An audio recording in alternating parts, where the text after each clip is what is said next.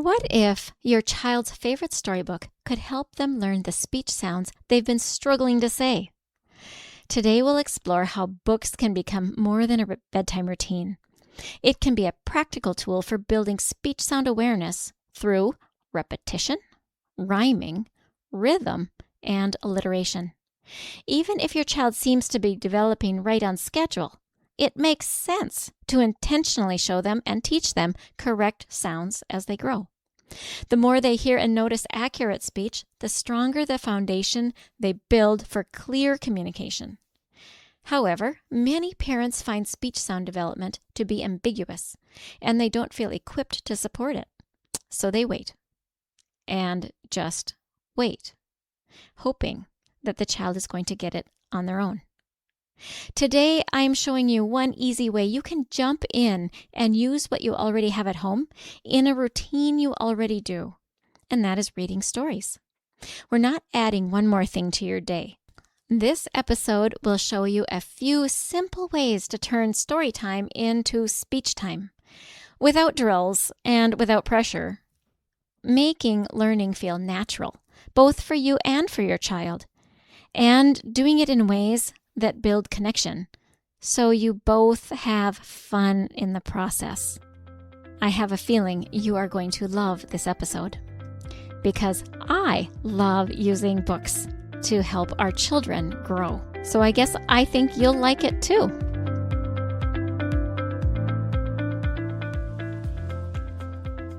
Does your child have a speech-language delay and you really want them to talk? Do difficult behaviors derail home life and you know the frustration is a communication struggle? Does your child see a speech therapist and you wonder, what do they do and how can I help? If these or similar questions are in your mind, this podcast is for you. Hello, my name is Dinalynn Rosenbusch. I am a speech-language pathologist that has worked with children from birth to 21 for 3 decades. And in my classrooms, I see you wanting to connect with the heart of your child, but their speech and language skills create a barrier. So if you have a kiddo that has difficult behaviors, needs to expand their language or learn to say speech sounds, and maybe even receives speech therapy, stay tuned, because in this podcast, you will learn how to use your daily life as a tool to communication practice and how to do that practice. You will become confident knowing you are making the difference you want to make. And you will hear success stories of parents who have navigated these struggles already. We'll do this all while focusing on building deep, meaningful connection and confidence in your kiddo. So grab a cup of coffee along with a notebook and pen. It's time to speak in the way your child's brain understands. And that is the language of play. Welcome back to the Language of Play. Before we get started, I want to thank our sponsor, Clever Ellie. I can't tell you how many times that I've gotten into my car to run an errand, and then I think of something else along the way, and I stop there first, arriving somewhere completely different, and then when I run other errands, I forget the original reason I left home. In today's world, our brains are constantly juggling information, notifications, schedules, responsibilities, and more.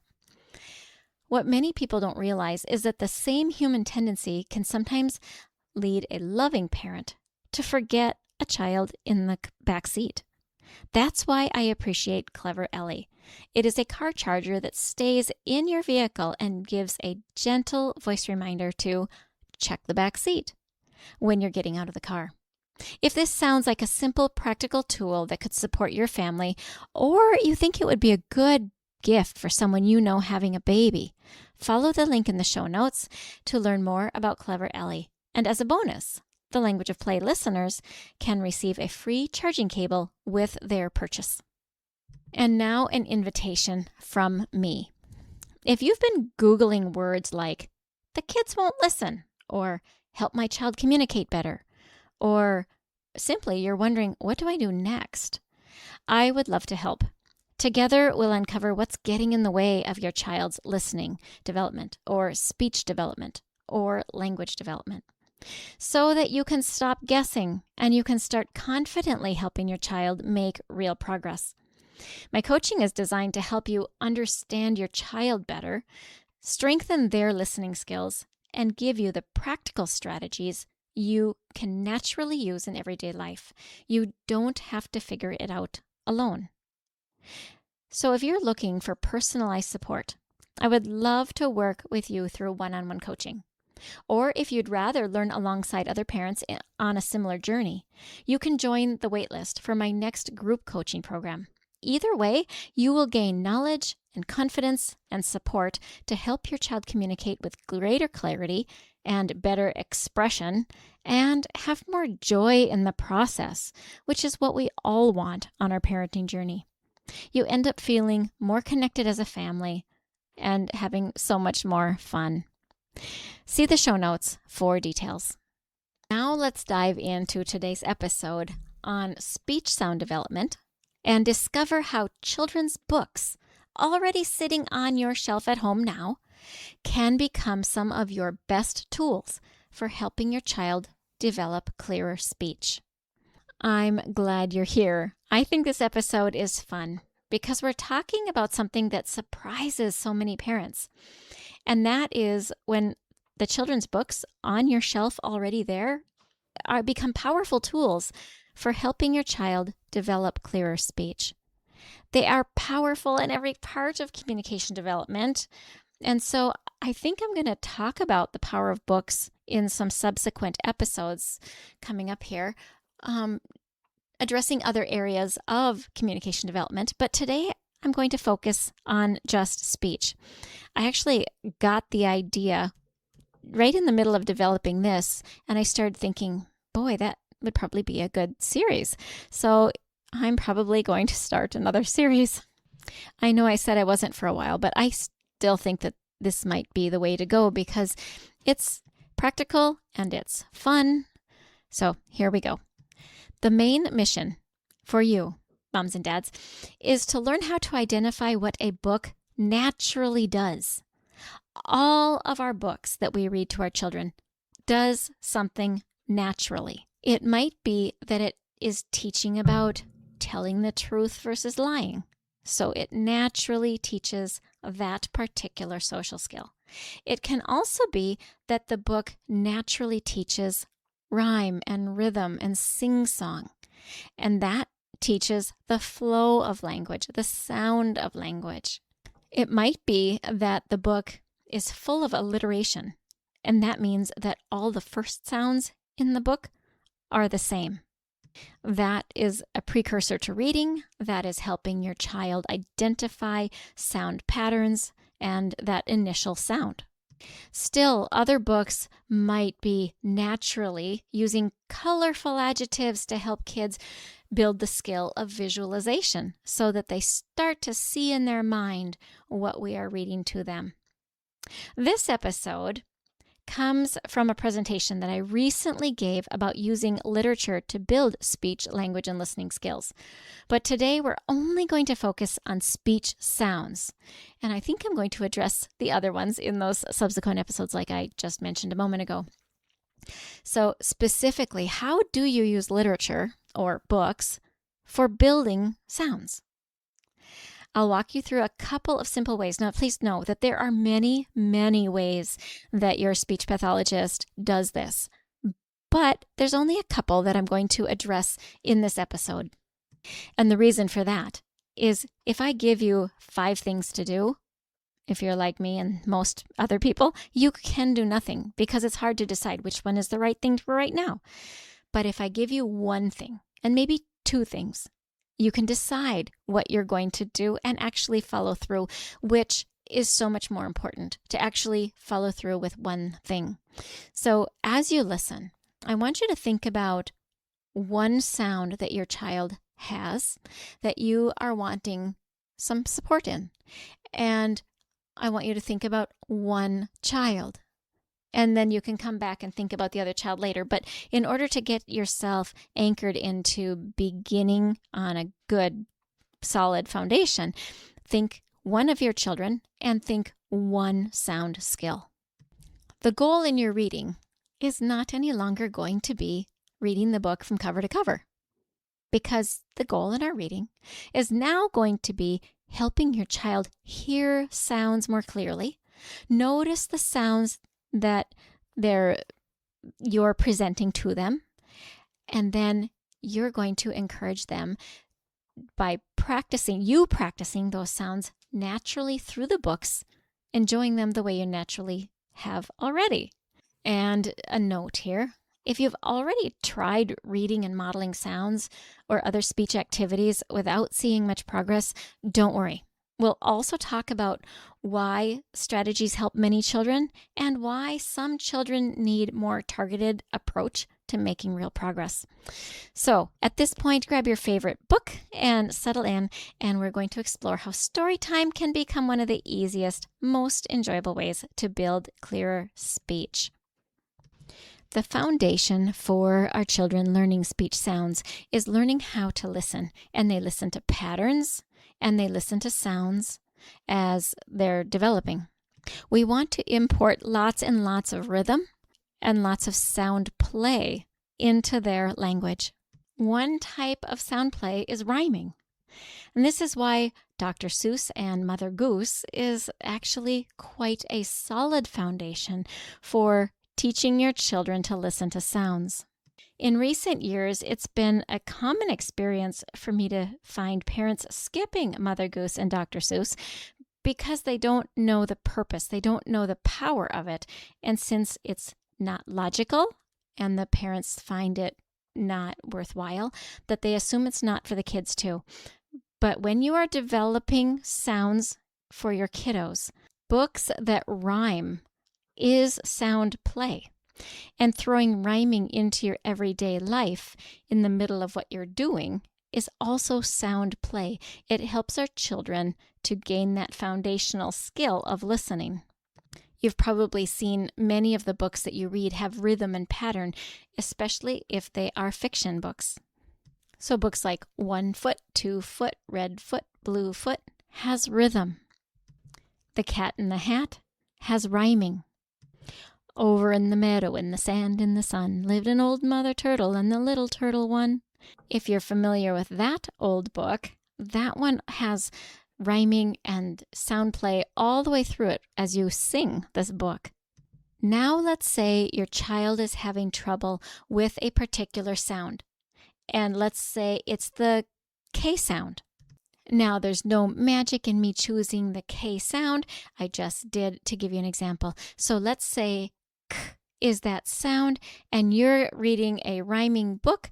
You're going to insert that particular sound each time you have a series of rhyming words.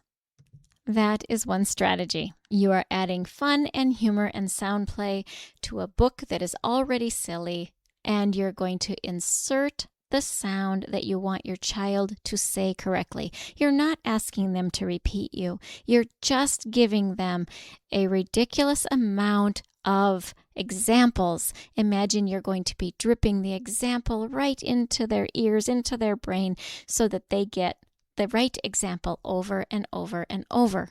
That is strategy number 1. For more detail on this strategy, go to episode 27 that is titled, What Good is Mother Goose and Dr. Seuss? 6 Key Reasons to Indulge in These Classics.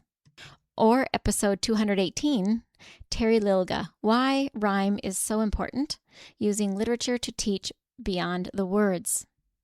Now let's talk about alliteration. Imagine your child is struggling with the B or B sound, and you get the B book, and you're reading Big Brown Bear, Blue Bull, Beautiful Baboon, Biking Backwards, Bump Black Bugs, Banana Boxes, and Billy Bunnies, Bread Basket, and Buster Beagles, Banjo Bagpipe Bugle Band. I'm doing this from memory. I don't have the book in front of me. I'm kind of impressed with myself to remember that much of it. But anyway, I didn't say it with much inflection. I was just trying to remember. But you get the idea. So many of the words in that book start with the sound you are looking for. And there are books with every sound. And these books are alliterated, meaning that the first sound of most of the words in the book are the target sound that you're trying to teach. Now, I do have the C is for clown book in front of me, and you've got pages like this. Can Clarence Clown carry cats carrying canes, and collies carrying clubs, and cows carrying cakes and candles, and Caroline catfish, and it goes on. You get the idea. And then there's this ridiculous pictures as you are planting the sound that is the target sound into your child's ears. Now, the trick with this is that you're not trying to get your child to say the tongue twister. The tongue twister is to make it fun. You do the hard work of the tongue twister. Some sounds your child can watch you and learn, such as the B.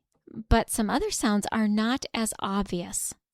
And in fact, if you try to show your child how to say the R sound, you're probably going to make it worse, because the sound is not a sound that your child can learn by watching your lips. That sound is made in your throat. It's made in the back of your mouth. And most of the time when parents try to use their lips to show the kiddos, they're putting their lips into an ooh shape, and that means the child says it worse. Never fear if this is you. Lots of people do that, and then I can teach you how to undo that. If the R sound is the sound that you're struggling with, listen to episode 58. Does your child say the R sound wrong? 3 real-life ways parents can help at home. The other thing that makes books really helpful for speech sounds is when you have a book that is repetitive and predictable, especially when they've got the rhyming involved. It allows you to make a pause and the child can fill in the gap. And if they look to you to fill in the gap, then you can help them with the word, which means, of course, you're going to say the sounds accurately, correctly, not the way they do it. And we're going to stop there. So strategy number 1 is that you're going to pick books that have rhyming and sound play. Strategy number 2 is that you are going to bombard their little ears with the correct sound. You're giving them the accurate sound. This is what we did with alliteration. And the third strategy is the predictability and repetitiveness of the books. When you read books many times, when they understand rhyming, when they hear the alliteration over and over, all of that gives them repetitive, predictable opportunities to fill in the blank where you pause. Now, what I have done is I've just created a framework that helps you to remember, and I call it the NEPI framework. And the reason I did that is I just wanted to make up a word, and here's what I did. So the first N in NEPI, N-E-P-I, is to notice.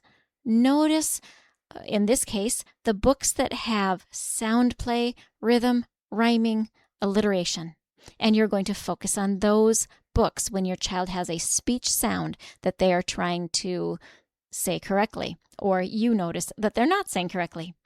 The E in N-E-P-I, in NEPI, is example. Another word for it would be model, but that didn't make a good word for me to use as a framework name. So E is example. You're going to give your child good examples. Say the sounds accurately.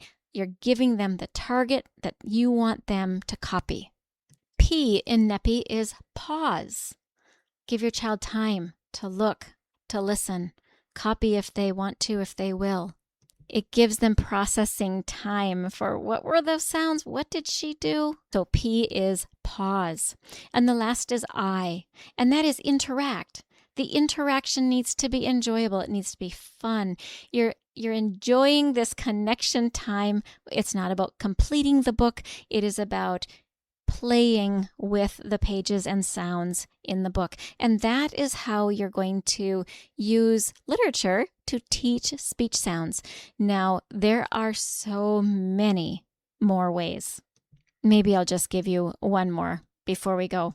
So imagine you have a book that has a hidden frog on the page. And right now I'm looking at a Mercer Mayer book, and I use this a lot in therapy, especially if your child is trying to get the F sound. But really, you can do just about anything. Let's imagine that your child has the TH sound. Maybe you're going to say there. Maybe your child is working on the S sound. So they need to say, I see him. Maybe your child is working on that G sound and they don't have the R yet. And so they say fog, fog. And you can hear the G is emphasized if that's what you're trying to help your child do. Okay, so there's a bonus one. I hope I didn't confuse you by giving you too many. I still say pick only one and pick only one child. And focus on it until you have success. And in the meantime, if you want to talk with me more about how to apply these strategies to your kiddos, or these aren't the ones that are strong enough and you want to go deeper, absolutely, this is something I do, I can help with. I've done this for decades. So if it's not being effective and it's not being fun, contact me because it should be. To go with this episode, I do have a PDF that I created that you might like. It's called 10 Communication Moments Hidden in Every Story. And I will put a link to that in the show notes. Thank you for joining me today in this little journey of using books to teach speech sounds to your kiddos. I would love your feedback. Send me a message at hello@thelanguageofplay.com and let me know how it worked for you. I would be really glad to know. Hey parents, I hope you found this episode helpful. If so, would you please take 30 seconds and share it with a friend who also lives or works with children? I would really appreciate it if you would leave a quick review for the show on Apple Podcasts. I read every review and it lights me up to know that this show is making a difference. Then come join my Facebook community, where you'll meet other parents who are dedicated to helping their children grow too. You'll find the link in the show notes. Thank you for joining me. Now it's time to go. Let's pop our kiddos in the strollers and go look around outdoors and see what we have to talk about.